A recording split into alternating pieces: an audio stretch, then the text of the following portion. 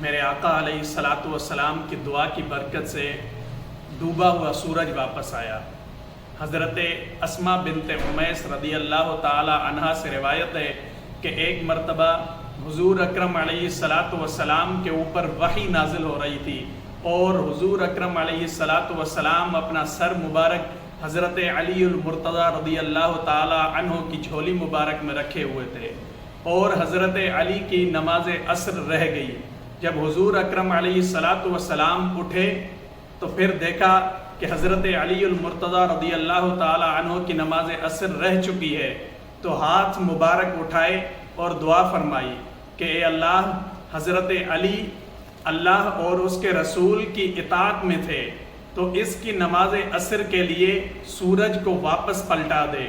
حضور اکرم علیہ الصلاۃ والسلام کی اس دعا کی برکت سے حضرت اسماء بنت امیس رضی اللہ تعالی عنہا فرماتی ہیں کہ میں نے سورج کو غروب ہوتے ہوئے بھی دیکھا،